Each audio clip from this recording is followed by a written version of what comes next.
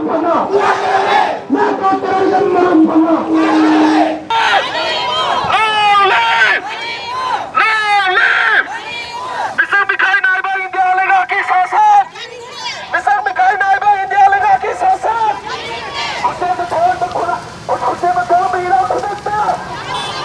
Manipuri, it's called Manipur Kanba Khongchat. This is to save Manipur.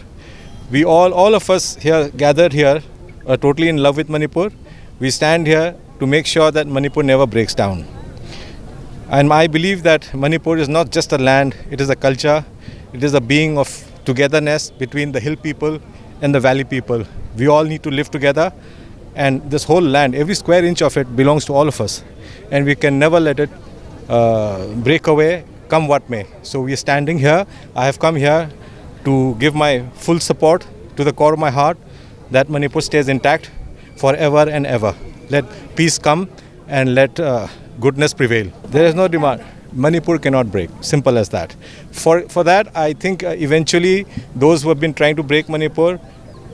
must be put to task, and there must be an NRC, there must be peace. And NRC, when performed, must be performed with utmost sincerity. NRC, I think in Assam did not work out, because even if the policies are very good, if people who are doing that work they are not sincere, then naturally things will not work. We must be very, very sincere,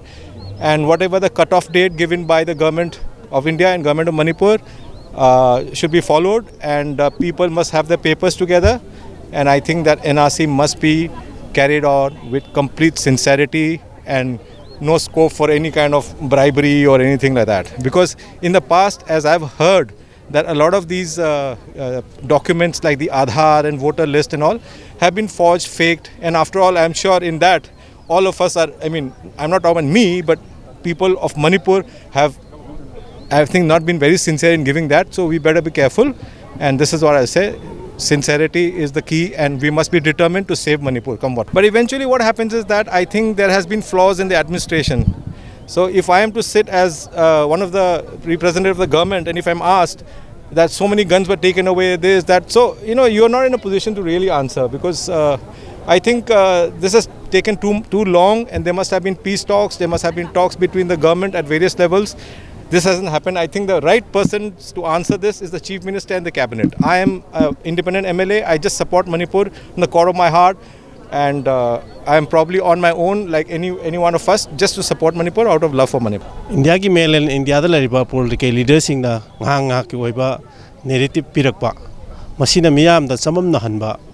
haibidi khoi masi communal violence ni kaine haijen ba mamang da masi mapan gi changpa illegal immigrants sing na amani sin kuki narco terrorists sing na torokpani aibesi khoi gi India ki Home Minister adagi External Affairs Minister makhone loina magna mapan da su External Affairs Minister na haigre de Parliament da su India ki Home Minister na haigre hasina magi narrative si change torokpa thoiba yoji thoiba violence crisis karino aragadi communal violence ni kuyi medi mitai gi marakta thokpa lani masi makhoi ani wari sanaga phagani kan harakpa masi wan thoksina la miyam da uhallakpa masu sengdokpa mathau tarakpa thoiba lansidi India na semba khusengi boxi warni haibasidi akoi miyam da khanganba mathau tarakpa akogi mapandak changakpa chin kuki narco terrorist singchi pushalaga Manipur da su tongnaga mafam no Manipur thamba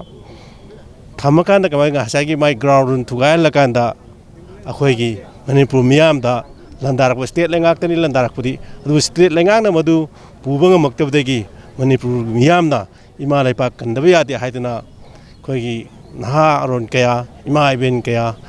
tongan ba myo kya chongthorukna tongan ba lamda laiba myo kya su masi chongthoruk kandaba yade haiduna thorukba matam maduni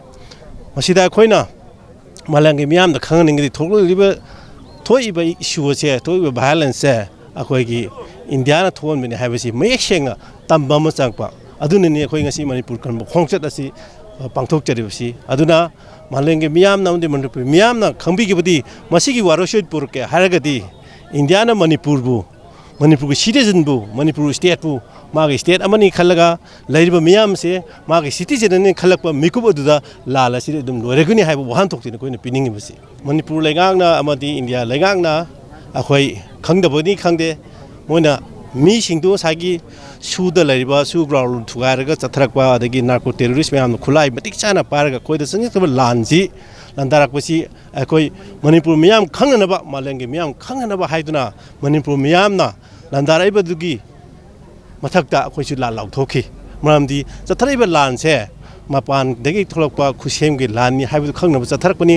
Madhu खंगल फाउदा India government की response अदि Manipur government की मतिंग लिजदबा सिगुम्बा मयाम सिंगा सिबोगजा लानसी सांगदोनगबनी सांगदोनमगी मरमजु government of India ना state लाइंगाक पिगिदबा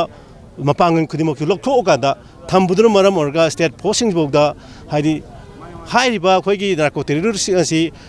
खोइगी थेंगनाबदा मदु order बो पीदबा मयाम खोइन थेंगनाखरे none state की ओइबा none अदगी anti national ओइबा elements मयाम न मणिपुर दा संगसला कांद मणिपुर दा तत्तन इंटीग्रिटी दा सिग्नरपा मणिपुर थुगाइना बहोनरपा जेसिगी अगेंस्ट मतम पुनमक्ता मैतैना अमदी मणिपुर दा खुंदामिनरी बा जाति खुदिंगमकना चप मानना लेटमिनै हाइबसे मसी उतनबगी अचौबा रैली असिदा अखोइजु as a citizen of the state as a citizen of the nation अखोइ सरुक याबा दरकार लै हाइबगी चप चाबा वाखलोन अदुगो लोइना रैली असी सरुक याबा लाकपनि रैली असी मपुंग फाना बहोनबदा अचौबा थौदांग लौबिरिबा कोकोमीगी थौमिसिंग अमदी इमा इबेल पुनमक्की अखोइना मतम पुनमक्ता लेपकनी अखोइ मणिपुर कनबदा मणिपुर दा अवनबा अमा पोरकपदा तंगदु लैताबा शांति हंजलन हाइबसे स्टेट गवर्नमेंट अमदी नेशनल गवर्नमेंट अनिगी मथौनेबा अदो मखोइना लांजे सही 1 year and 2 months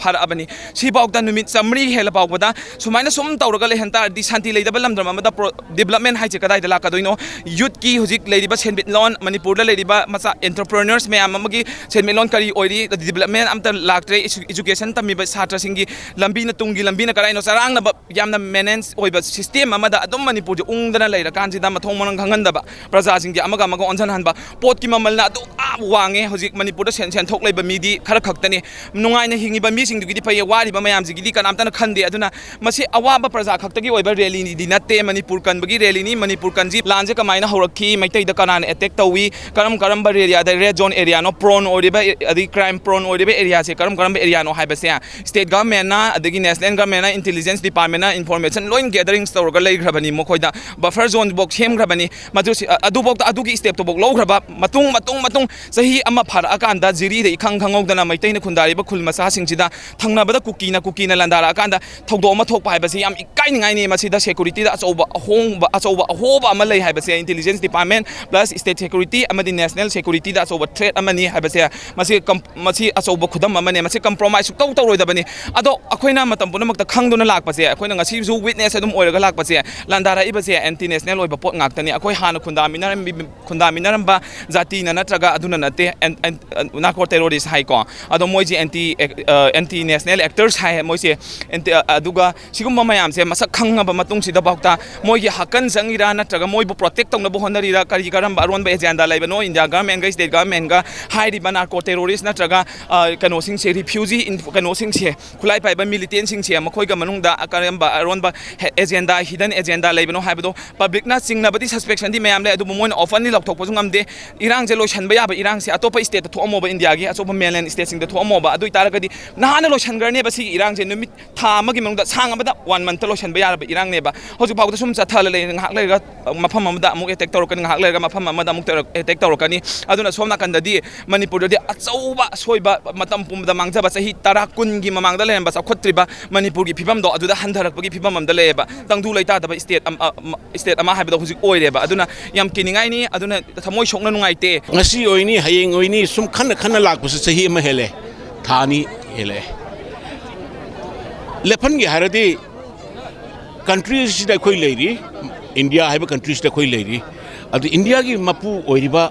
ko hanak tasu election tawdena anau ba sarkar india gi sarkar ma seme ko anytime oin oinba santi se por que moi anytime any pungja ma de hekti por puya pone akhoi manipur government di kesu por panga maroi habis koi khange mam ni mein power sunoi lok thok khramni na ko aduna prime minister nagarang nan de president wangang bakanda ngangbi bakanda parliament ho bakanda manipur gi wa ma cheda mo ngang gi ti yam nuai ti ta bada mp mem su nuar moi mp mem su akhoi gi manipur gi tamta khala kan mamangi parliament ta no confidence motion ba pukhatna manipur gi matang parliament kai gi tori ne alu khanga bane asuk matik soe se manipur se ko chara hinare ware sire nare mi lefam leitre all displaced mayam sing sina relief camp de leriba mayam sing angang sing hori angang sing mang ba lari tamam khang samang drugs chaba khotpa charam de angang sing chi tobum lapum khang drabani yom da changa su maporang khang da mapan to su kai tobum no khang da ni na angang sing mange ma sam future le ro dibsina akoi yam nunglang e ngasi thoiba khongchat se chap chaba matam ni ngasi sina akoi Bharat सरकार ना भारत की leader Singh खंगम थे को rolling and politically opposition MP में आमना खंगम थे intellectual में आमना खंगम थे मणिपुर काय भी मणिपुर काय बता भारत काय की नहीं है से इंगसी ngasi की अखोई की कोकोमी खोंगसा सिलाई की तमचे मणिपुर का खाओ दबा मीने अटैक चतरक पा सी अखोई दी डिफेंस ने अखोई ना करिगुम दा अखोई ना मखोई दा खुताबा हालुबा लेते अखोई दी ngak thok ja bane ba site da center amasung state फजे फजे बाबादी ताजे ही अदुबो थाबो इना दि उदे मजे हाउबदि के अखोई दि थब दांगनी माले बा कंदब यादे बा पांडम दा फिल्म फोरम मणिपुर की अखोई की लरिबा एक्सपोदी सिगे गिल एसोसिएशन तरागनि थोइसे सिगे सामिनारी बा मेंबर खुदि मक्ति अखोई सरु यादो ngasi बोलाई सि ngasi सु कोकोमिना लैब इरमदम इरेबा कंदब यादे बा खोलाव गलोइन ngasi पीस रैली में सरकदर बिसे मसे हाउनाबो लेतना अखोइना सरुग या बाइसे अखोइ इरमदम सिगी फुरु सिगी दमता मसा मोइना अखोइ की दउदांग ने याजबनी कोकोमी खतगी नते हायेंग सु कना गुमा मन सिम्बिरो हिमालय बाकी ने हाइबा तारगदी फिल्म फोरम मणिपुरी मतम सुपदि हिमालय बा खनबिगी दमता थावाइसे कथोके अंगम्बा थाउना कथोकसगे खुद खुलाई पाइदरा सुवाइबा मदुगी खोंजंगदा अखोइ लेपचरी चाही अमा हेंजलकलाबा अखोइगी इरांग असि इंडिया गवर्नमेंट लोशनदना ngasi phawa karimata khoigi kholaosi tabidana thamakpa si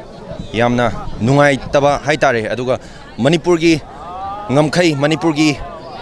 ipa ipu singna thambiramma ba khoigi iramdam masi machet ama phawo kaiba yaroi haibagi pandamda yamna shanti leina khoigi kokomi gi chinau singna sinbiduna ngasi manipur miam hupna chatkadorba khoigi manipur kanba khongchat haibasi khoi yamna maru oina khanjei aduna maram orga khoisu Manipur इमागी लेबाक अखोई इरमदम मसी मचेत अमा फो कायबा यारो हाइदन अखोई film गी अखोई ओजा गुरु सिंह अखोई पुन्ना खोंगचत सि यावबा सरुक याबा लाक्सा खोंगचत से इंटायरली आइगी वाखल लोन चचबा खोंगचत ने हाइतारे से लाइबा होजिगी लाइबा मणिपुर की इशू सिदा